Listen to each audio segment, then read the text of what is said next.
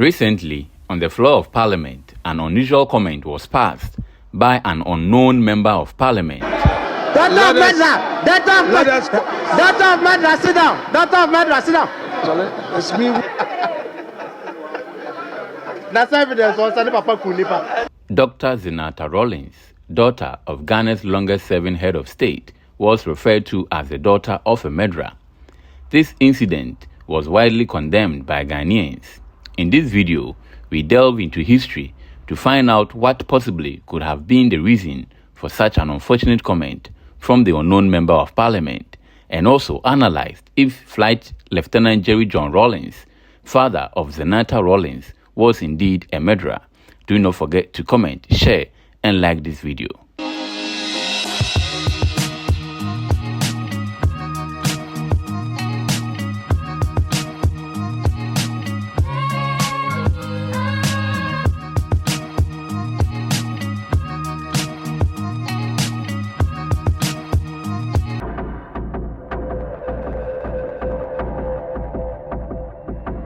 On May 15, 1979, junior officers of the Air Force, led by Flight Lieutenant Jerry John Rawlings, attempted a coup d'etat against the SMC-2.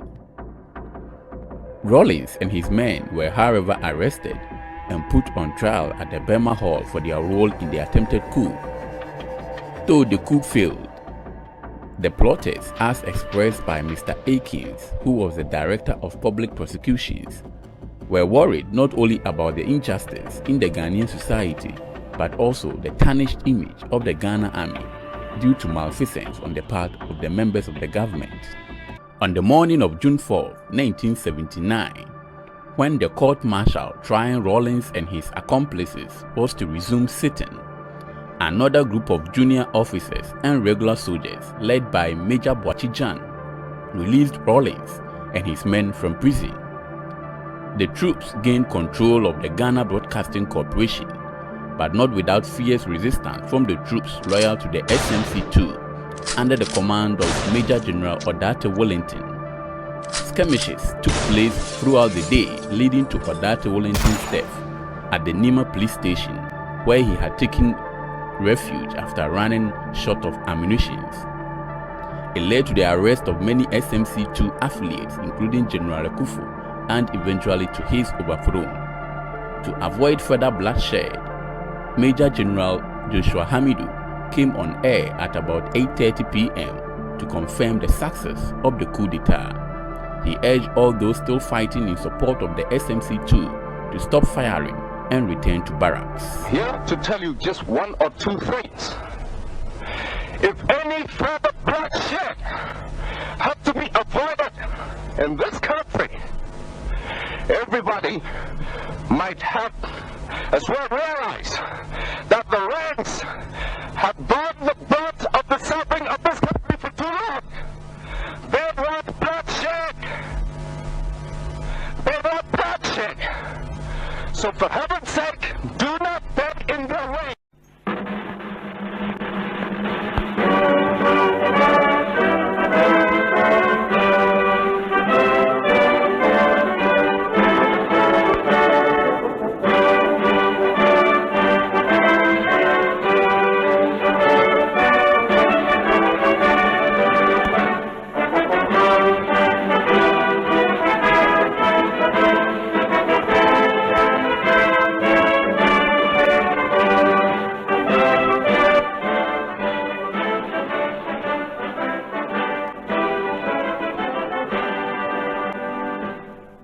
The demise of SMC-2 saw a new military junta, the Armed Forces Revolutionary Council, AFRC, on the Ghanaian political scene.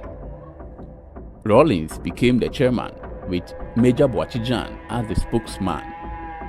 Other members of the AFRC were Major Mensa Puku, Major Mensa Bedema, Warrant Officer Class 2 Obin, Private Owusu Edu, and Corporal Owusu Boati. General Hamidu was named as the liaison officer between the AFRC and the government bureaucracy. The AFRC declared that the coup d'etat was not to stop the return to civilian rule, but to clear up the mess created by the previous regimes. The AFRC established the People's Revolutionary Court, also known as the Kangaroo Courts. These were special courts set up to trial various offenses against the state. Many people were tried, and those found guilty of charges preferred against them were punished. Among those jailed were J.W.K. Halley, a former IGP and a member of the National Liberation Council (NLC), was jailed 25 years. E.O. Boachi alias Boachi Mattress, a businessman, was jailed 25 years. Ernest Aku, a former IGP, was jailed 25 years. B.S.K. Kwache, also a former IGP, was jailed 25 years. And E.K. Owusu of Kowus Motors was also jailed 25 years. Perhaps the most dramatic event that followed the coup was what Rawlings termed as a house cleaning exercise. Rawlings decided to purge off the country of certain perceived corrupt officers who, according to him, had tarnished the image of the Ghana Armed Forces. In view of this, 3 former heads of states and senior military officers were executed by a firing squad. As a first step in the house cleaning exercise, Colonel Ignatius Kutu Echampong of the NRC and Major General E.K. Utuka were executed at the Teshi military range on June 16, 1979, after a hastily assembled revolutionary court. 10 days later, June 26, the death sentence on General F.W.K. Ekufu of the SMC-2, Lieutenant General A.A. Afrifa of the NLC, both were ex-head of state, Major General R.E. Kote, Air Vice Marshal George Yawache, Rear Admiral J.K. Amedume, and Colonel R.J.A. Feli was pronounced and implemented. They had apparently been found guilty of corrupt practices, while the Christian Council of Ghana pleaded with the AFRC to temper justice with mercy. Many ordinary people, workers, and especially students from the universities demanded let the blood flow in support of the executions. These officers were executed on the same day of 26 June 1979. As a way of purging off corruption, women were arrested for selling commodities above the control prices. They were stripped naked and shipped in the open.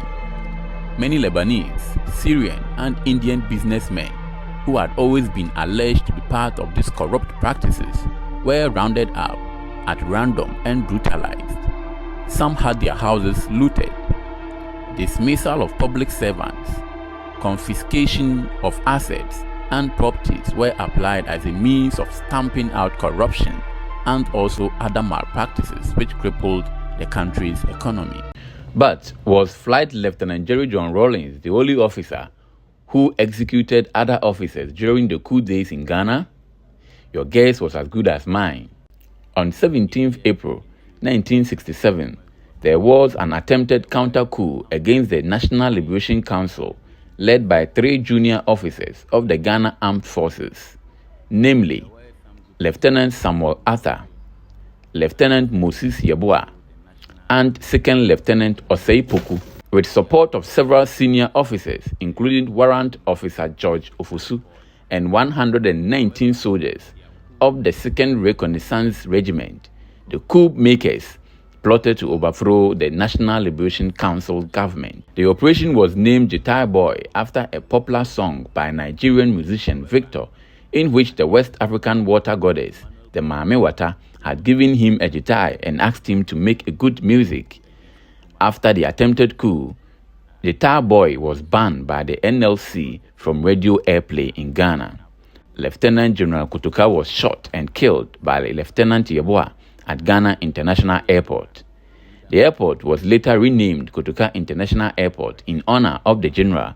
For their role in the deaths, Yeboah and Atta were executed by a firing squad, while Osei Poku received 30 years in prison sentence.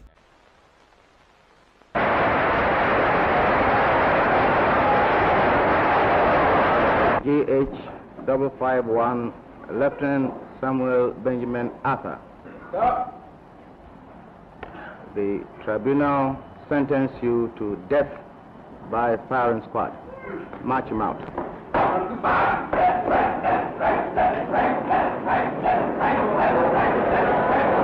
GH601 Lieutenant Moses Yeboah. The tribunal sentenced you to death by firing squad. March him out.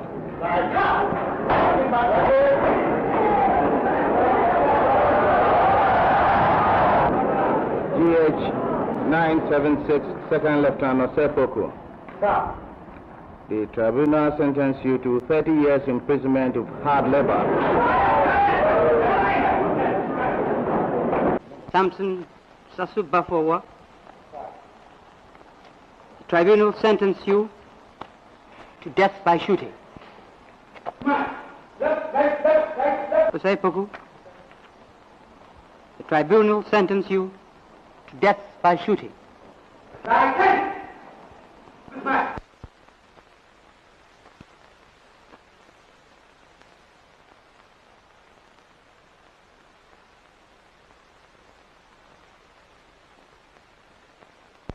Lieutenant Augustus Owusujima, the tribunal sentenced you to death by shooting. Lieutenant! Quick march!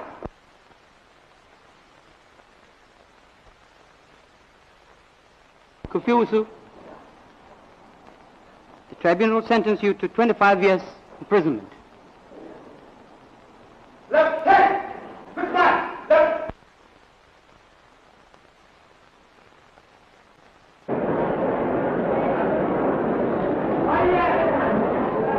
Obviously, the leaders of the National Liberation Council equally committed such atrocities. Those coups were done by soldiers, and obviously, killing themselves was the order of the day. It was a period where the fittest survived and the weak died. Was Flight Lieutenant Jerry John Rawlings really a murderer? Share your view in the comment section.